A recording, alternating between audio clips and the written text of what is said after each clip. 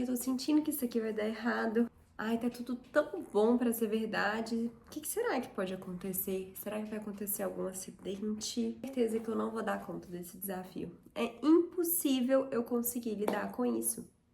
Esse vídeo é pra você que vive ansiosa e pensando no pior de todas as situações e sempre achando que nunca vai dar conta de superar nenhum desafio pela frente. Essa forma de pensar acaba trazendo muito sofrimento para sua vida. Por isso, eu vou te explicar 3 técnicas de forma clara e objetiva para você parar de pensar dessa forma e de sofrer desse jeito. Meu nome é Paulinha Gilbert, eu sou mestre psicóloga na terapia cognitiva comportamental e o mais importante, sou uma pessoa que a vida inteira lidou com uma grande ansiedade e hoje fez as pazes com ela. E esse vídeo eu vou dividir em 3 partes. A primeira parte eu vou te explicar por que você vive pensando no pior das situações. Na segunda parte, eu vou te dar 3 técnicas para você parar de pensar dessa forma. E por último, eu vou contar um pouco da minha trajetória com a ansiedade, com esses pensamentos catastróficos e como que eu aprendi a lidar com eles. E se você quer melhorar a sua ansiedade, já aproveita para se inscrever no canal. E para você entender melhor, eu vou trazer a história da Sofia. A Sofia é uma mulher de 24 anos que sempre foi muito dedicada, sempre muito preocupada com o que as pessoas pensavam dela e ela queria muito ser vista como uma pessoa competente. A Sofia trabalhava numa empresa na área de recursos humanos e um belo dia, em uma quinta-feira, ela recebe uma mensagem do seu chefe falando que queria conversar com ela na sexta-feira no final do dia. Automaticamente, a Sofia pega o celular e pensa: o que será que aconteceu? O que eu fiz para ele querer conversar comigo na sexta-feira no final do dia? E de repente vem aquela cena na cabeça dela entrando ali numa sala e o chefe dela falando: olha, Sofia, a gente quer te desligar, você não cumpriu expectativas em relação ao seu trabalho e acho melhor a gente encerrar aqui a sua trajetória nessa empresa. A Sofia imaginou essa cena, mas na vida real ela já começa a sofrer com uma taquicardia, o coração dela começa a disparar, ela começa a vir aquele nó na garganta, a barriga dela começa a doer e ela começa a se desesperar. A única coisa que a Sofia consegue pensar é nela sendo demitida e de repente esse pior cenário, que é a demissão, começa ainda a piorar quando ela pensa que ela não vai conseguir outros empregos, que ela vai ter que pedir dinheiro emprestado para a família dela porque ela não conseguiria lidar bem com uma demissão. E nisso, ela perde a noite de sono pensando em todos os piores cenários que poderiam acontecer, uma vez que ela tinha certeza que seria demitida.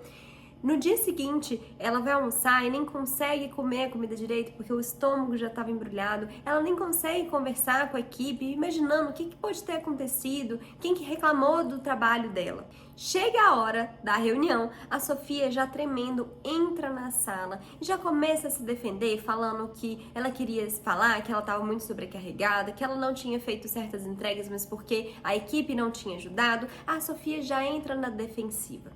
E aí o chefe dela olha bem pra ela e fala: nossa, Sofia, eu estou surpreso com a sua reação. Eu achava que você estava adorando trabalhar com a gente. Inclusive, eu queria te dar mais responsabilidade, eu queria trazer um novo projeto para você entrar, porque eu quero te promover. Mas eu não sabia o tanto que você estava insatisfeita em trabalhar aqui.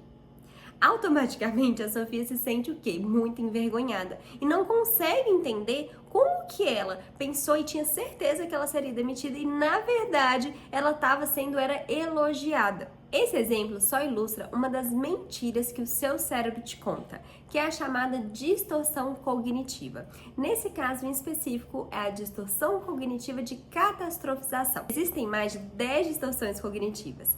Só que a Sofia estava lidando ali com a distorção cognitiva de catastrofização, que basicamente é quando o seu cérebro te manda uma mensagem de que o pior vai acontecer. Então a única previsão que você consegue fazer é daquele pior cenário, aquele que você acha que você não vai dar conta e por isso precisa ali se preparar para lidar com aquilo. Seria o caso, por exemplo, de você pegar uma prova e você tem certeza que você vai ser a pior aluna, que você vai tirar a pior nota, que você nunca vai passar naquela matéria e como consequência nunca vai ser bem sucedida. Percebe aqui que é uma situação gera ali uma cena horrível na sua cabeça e que você nunca vai conseguir lidar, aquela sensação de que você não vai dar conta de passar por aquele desafio. Eu quero aqui que você reflita alguma situação que aconteceu com você e você tinha certeza que o desfecho seria aquele pior de todos e sofreu horrores com isso e na verdade nada daquilo aconteceu de fato. E por que a gente catastrofiza? Antes de eu te explicar, eu quero pedir para você se inscrever no canal e curtir esse vídeo para que mais pessoas possam receber esse conteúdo. Esses pensamentos catastróficos, eles acontecem porque eles fazem parte de uma herança genética que a gente tem da evolução da nossa espécie para garantir a nossa sobrevivência. Calma que você vai entender agora. Eu quero que você pense lá em um homem das cavernas. Eu gosto de dar o nome aqui do José. O José é um homem das cavernas em que ele era tido pela sua tribo como um homem muito neurótico. E por que ele era neurótico? Porque ele chegava em um ambiente, ele já começava a observar ali todos os possíveis perigos, onde poderia ter uma cobra, se estava perto, se tinha ali, ele ficava atento aos barulhos, se tinha um leão por perto. Ele observava o lugar onde ele e sua família iriam dormir, porque se fosse muito alto, poderia ser que um filho acordasse à noite e poderia cair de um lugar alto e se machucar. Apesar do José ser o neurótico, o ansioso da sua tribo, coincidentemente, o José foi o que viveu por mais tempo e que teve mais filhos que sobreviveram e, como consequência, ele foi passando essa forma de pensar e esses genes da preocupação para as próximas gerações. Aqui eu quero te lembrar que o objetivo não é a gente ser relaxado e a gente ser feliz. O objetivo principal é a gente sobreviver. E por isso as preocupações entram em cena, por mais que causam ali muito sofrimento, mas elas entram em cena para justamente garantir essa sobrevivência. Afinal, se a gente fica em alerta, se a gente consegue se preparar e pensar nesses piores cenários antes deles acontecerem, provavelmente a gente vai tomar alguma medida para prevenir ou então para conseguir se defender daquilo. Eu gosto de dividir essas ameaças que a gente acaba ali prevendo em forma de duas. A gente tem dois tipos de ameaça. Ameaça física, que é aquela ali que a gente pode se machucar ou até acontecer, né, de a pessoa não sobreviver. E a gente tem também uma ameaça social, que é muito importante para os seres humanos. E ela não é importante só no momento de agora. Ela sempre foi importante lá nos primórdios, lá na época do José. Por quê? Se o José, ele é rejeitado pela sua tribo, se ele fosse ali uma pessoa que não era visto como competente ou como alguém que agregava para sua tribo, provavelmente ele seria excluído. E qual que é a consequência dele ser excluído? No caso, ele dificilmente iria sobreviver sozinho, então fazer parte de um grupo era também uma forma de sobrevivência física, se a gente for parar para pensar. Diferente de hoje, a gente tem outros tipos de ameaças. Já que a gente acaba não vivendo na selva, a gente tem menos ameaças físicas, porém a gente tem mais ameaças sociais. Hoje a gente tem, por exemplo, um chefe que pode não gostar do nosso trabalho, ou aquele sofrimento de você não estar ali com a pessoa amada, ou uma pessoa que você gosta começar a gostar de outra, ou então você perder alguma amizade. Todas essas ainda constituem ameaças sociais que acabam vindo ali esses pensamentos porque você não deseja que aquele pior cenário, né, ou seja, o fim de uma amizade, a perda de um emprego ou então o término de um relacionamento aconteça. Quero que você preste bastante atenção nisso que eu vou te falar. O objetivo do seu cérebro de te mandar ali aquela cena do pior cenário é justamente você conseguir arrumar ferramentas para você conseguir se proteger daquele cenário. O problema é que hoje as nossas situações, né, essas ameaças são muito diferentes. Isso acaba trazendo muito sofrimento e acaba que ao pensar no pior cenário, muitas pessoas acabam vivendo aquele pior cenário como se ele já estivesse acontecendo no presente, como foi, por exemplo, o caso da Sofia. E nisso acaba que a pessoa ela sofre muito, ela tem certeza que o pior cenário vai acontecer, continua prevendo e muitas vezes ela paralisa. Então, como parar de pensar no pior das situações e catastrofizar o tempo todo? A primeira coisa que você deve fazer é lembrar que pensamentos não são fatos. Eu posso estar aqui e pensar que esse teto vai cair na minha cabeça. Acabou de vir aqui essa imagem. O fato de eu pensar isso significa que isso vai acontecer? Não. Eu quero que você aproveite esse momento para você fazer o exercício de pensar quantas vezes veio ali uma imagem na sua cabeça e isso ali simplesmente não aconteceu. Acontece que às vezes a gente se sente meio vidente. A gente começa a ter certeza que aquela cena ou aquela coisa que apareceu na nossa cabeça vai acontecer. Isso não é uma verdade. Eu tenho sempre o lema na minha cabeça e quando vem esses pensamentos, né, eu sempre lembro que pensamentos não são fatos. Pensamento é só um pensamento e a gente pode tratar ele como se fosse uma nuvem, né? Ele aparece, a gente observa ele e ele também vai embora. A segunda coisa que você deve fazer é identificar a distorção. É justamente você dar nome. Quando eu comecei a identificar esses pensamentos e falar comigo mesma, eu acho que eu tô tendo uma distorção, eu acho que eu tô catastrofizando, eu acho que eu tô exagerando ali uma previsão, isso começou a facilitar e também é uma forma do seu cérebro começar a classificar e educar mesmo, né, para você lembrar que aquilo ali não é um fato, que é apenas uma catastrofização que tá aparecendo na sua mente. E como que a gente consegue identificar? Normalmente, quando a gente usa frases como nunca, sempre, né, coisas muito exageradas, ou então quando você tem aquele sentimento de que você não vai dar conta de algum desafio,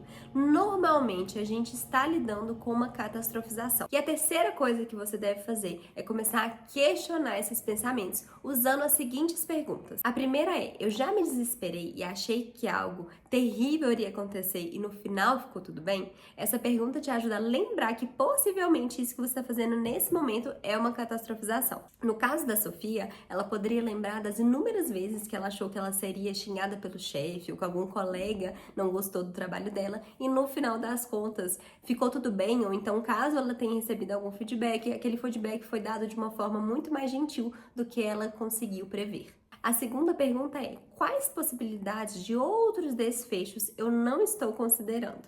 E aqui a gente lembra que a sua tendência é você ir lá para o pior cenário. Mas antes do pior cenário existir, normalmente existem vários outros cenários que podem acontecer e, inclusive, normalmente são muito mais prováveis. Novamente, no caso da Sofia, seria, por exemplo, o chefe falar com ela que gostou de um trabalho, então o chefe trazer uma nova demanda ou contar de um desafio que está tendo ali na equipe. Existem vários cenários, além do cenário de demissão, que seria ali o pior que poderia acontecer. A terceira é: a situação pode melhorar de alguma forma? Aqui eu gosto sempre de lembrar que mesmo que aquele pior cenário aconteça, às vezes a gente consegue achar outras soluções ou outra forma de lidar com isso.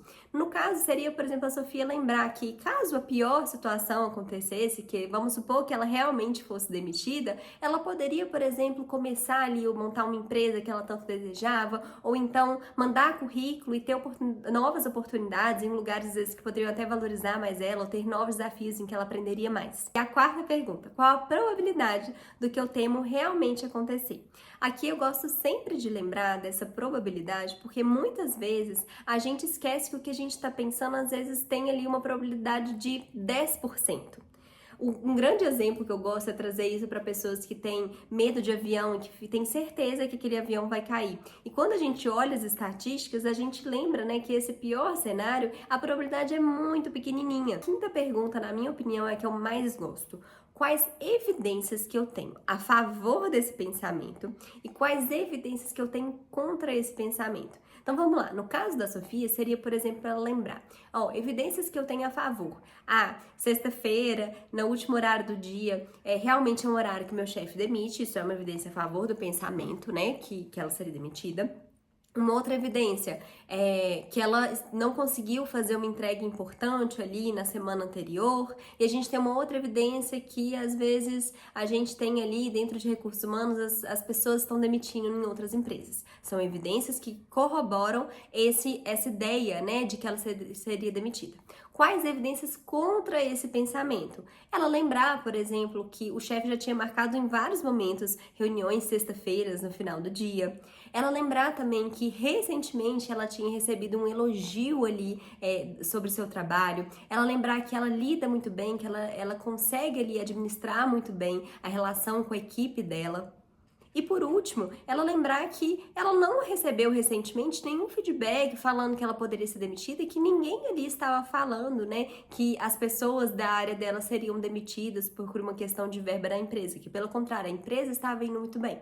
Ao colocar esses dois argumentos, tanto a favor quanto contra também, a Sofia ela consegue se acalmar e perceber que provavelmente é uma distorção. Além disso, quando a gente coloca ali esses argumentos contra, né, esse pensamento, ajuda a gente gente também a pensar justamente que outros desfechos poderiam acontecer. E por último, qual é o cenário mais realista? No caso da Sofia, seria ela pensar que um cenário mais realista seria provavelmente uma conversa ali de alinhamento das demandas, ou então de um possível feedback, mas que não necessariamente seria ali uma demissão, algo tão sério e tão extremo.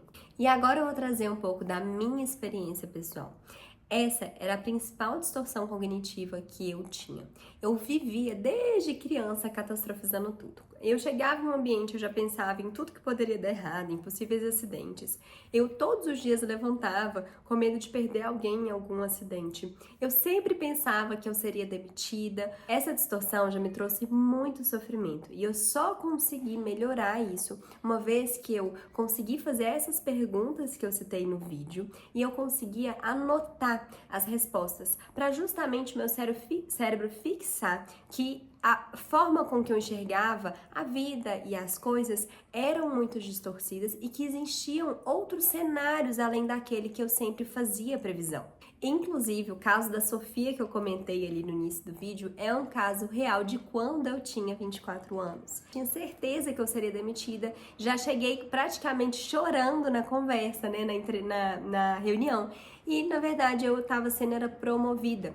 E até uma curiosidade também, que hoje eu percebo, né, o tanto que isso me causava sofrimento, mesmo depois do alívio, né, que não seria demitida, eu lembro que em um momento seguinte eu comecei a chorar, porque eu achei que eu não daria conta daquela promoção, eu não daria conta do novo trabalho. E novamente eu comecei a catastrofizar, pensando que eu seria demitida porque eu não daria conta daquela nova oportunidade. Uma coisa que também era muito comum é eu estar bem, eu estar feliz no dia e vinha aquela sensação de o que pode dar errado. É como se o meu cérebro ele vivia em alerta para o que vai dar errado, qual que é a próxima coisa que vai acontecer de desafio.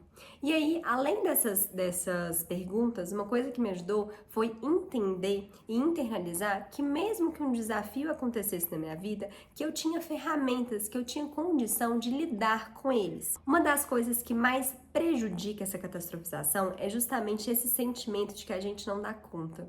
Por quê? Nisso o seu cérebro, ele entende que você conseguiu prever esse cenário, mas que você não pode fazer nada com isso. Lembra que lá atrás, em termos da nossa evolução, ele fez, né, o objetivo do nosso cérebro era você prever o pior cenário para você conseguir ali tomar atitudes para que esse cenário não aconteça. E a mesma coisa acontece hoje. O problema é que se a gente acha, né, a gente tem essa imagem na cabeça, a gente acha que aquilo ali vai acontecer, mas que a gente não tem ferramentas para lidar com aquilo, qual que é o resultado? É sofrimento. As duas coisas que foram essenciais para mim foram justamente fazer essas perguntas que eu citei no vídeo. E além disso, eu fiz terapia na época e depois eu estudei psicologia também para conseguir entender que eu era muito mais capaz do que eu estava imaginando e prevendo. Me conta nos comentários desse vídeo o que você mais catastrofiza, o que mais aparece na sua cabeça que deve ali estar te causando muito sofrimento.